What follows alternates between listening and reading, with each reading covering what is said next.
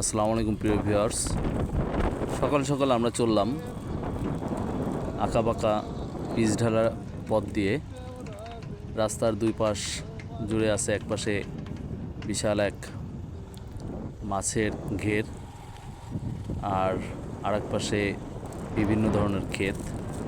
আমরা যাচ্ছি আমাদের এই সেই ক্ষেতে, যে ক্ষেতে আমরা বিভিন্ন ধরনের সবজি চাষ করেছি। আপনারা দেখতে পাচ্ছেন আমাদের রাস্তার ধারে দূরে দেখা যাচ্ছে অসংখ্য ক্ষেত। এটা হচ্ছে সিম ক্ষেত,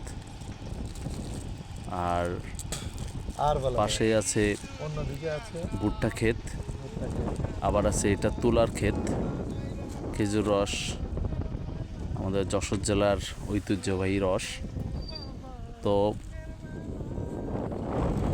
ওধারে দেখতে পাচ্ছেন বিস্তীর্ণ এলাকা জুড়ে শুধু বিল আর বিল।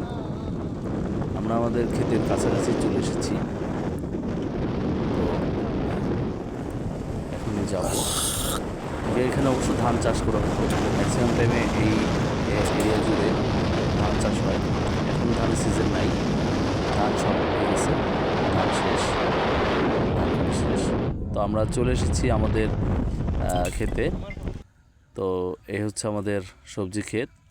সবেমাত্র পটল গাছ লাগানো শুরু করছে এখানে। এই যে পটলের চারা, এখন মাচা তৈরি করা হচ্ছে পাটকাঠির মাধ্যমে। তো পাটকাঠি দিয়ে মাচা তৈরি করার পর ওই মাচায় সব পটলের চারাগুলো বেয়ে বেয়ে উঠবে। আর নিচে হচ্ছে মূলা গাছ, যদিও মূলা আজকে উঠানো হয়েছে দেখে অ্যাভেলেবেল গাছ নাই।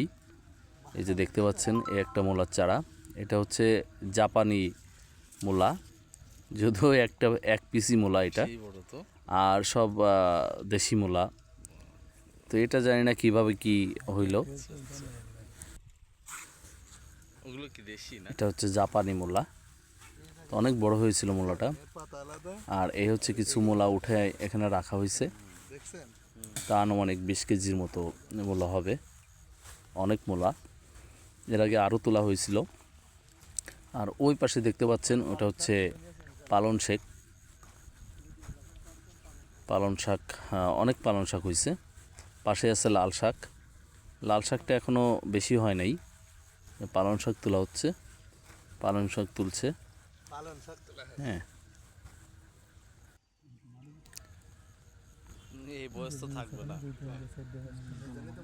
আসলে শীতকালের সবজির বাহার। এই পালন শাক একবারেই কোনো সার না, কিচ্ছু না। এটা সাধারণত বিক্রির জন্য লাগানো হয় না, এটা আমাদের পরিবারে খাওয়ার জন্যই লাগানো হয়েছে। এটার স্বাদই আলাদা আসলে। দেখেন অনেক শাক, অনেক অনেক বেশি। আর শাকের পাশেই এখানে আছে মালটা বাগান। এটা হচ্ছে মালটা সিজন না, তাই আসলে ভিতরে দেখালাম না। এ গাছে প্রচুর পরিমাণে মালটা হয়, প্রচুর, অনেক অনেক বেশি মালটা হয়। আর হচ্ছে তার পাশে আছে ভুট্টা ক্ষেত, অনেক বড় একটা ভুট্টা ক্ষেত দেখতে পাচ্ছেন। আসলে গ্রামে এই ধরনের ক্ষেত খামার মজাই আলাদা, অনেক মজা এই ক্ষেতগুলো দেখতে। আর এই পাশে আছে যে ক্ষেতটা, এই ক্ষেতটা সম্পূর্ণটা চাষের জন্য তৈরি করা হচ্ছে।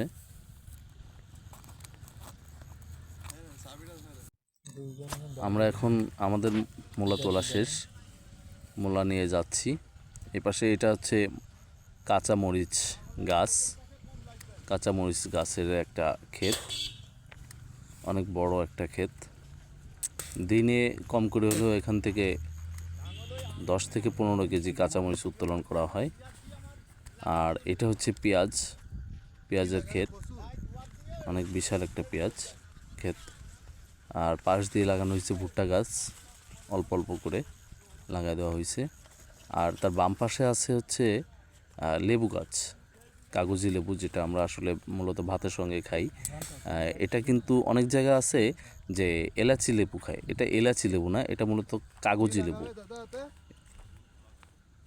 অনেক বিশাল বড় একটা ক্ষেত, পেঁয়াজ ক্ষেত। আর এটা হচ্ছে আলু, আলু ক্ষেত, আলু ক্ষেত অনেক বড় একটা আলু ক্ষেত। এখানে তার পাশে আছে ড্রাগন ফলের বাগান, বেশ বড় সড়ো একটা ড্রাগন ফলের বাগান। একবারে নিয়ে গেলে কি হচ্ছে? ভালোই লাগলো সব কিছু মিলে। ধন্যবাদ।